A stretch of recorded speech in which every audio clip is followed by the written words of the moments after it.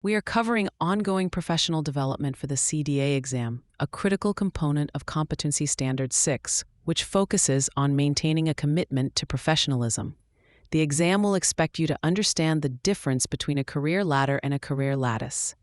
A career ladder is a linear progression, like an assistant teacher becoming a lead teacher and then a center director. In contrast, a career lattice shows multiple pathways for growth in early childhood education. An educator might move from lead teacher to a peer mentor, a curriculum coach, or even a college instructor for ECE courses.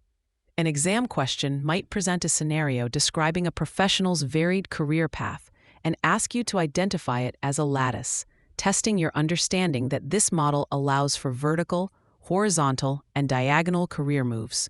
A common trap is to view any upward movement as a ladder, but the key to the lattice is the variety of available pathways. To help you remember, think of the phrase, lattice lets you leap. A lattice lets you leap sideways into new roles, not just climb straight up. Your professional development is ongoing and a core part of maintaining your credential. For your CDA renewal, you must complete 45 clock hours, which is equivalent to 4.5 continuing education units. Every 3 years, this training must occur after your most recent CDA was issued.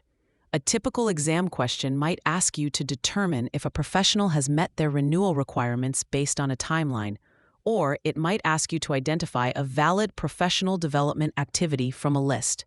Remember, general staff meetings about daily operations don't count, but a specialized workshop on a topic like emergent curriculum or trauma-informed care does. Membership in a professional organization is also a requirement for renewal and a key aspect of professionalism.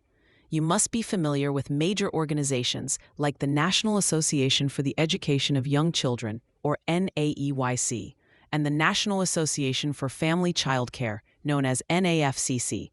The exam will expect you to recognize these organizations as essential resources for best practices, networking, and advocacy.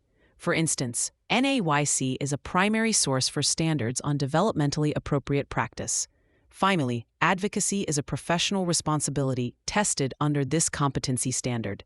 This isn't just about large-scale activism.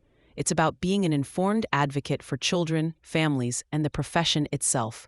On the exam, you might see a scenario about a proposed cut to local pre-K funding. The best professional response would involve advocacy, such as contacting legislators, sharing data with community leaders on the importance of ECE, or participating in events like NAEYC's Week of the Young Child to raise public awareness. The incorrect answers would involve passive responses, like simply complaining to coworkers. Your role as a professional extends beyond the classroom, and the CDA exam will verify you understand these broader responsibilities. For free practice questions, AI-powered explanations, and more exam prep tools, visit openexamprep.com. That's openexamprep, all one word, .com.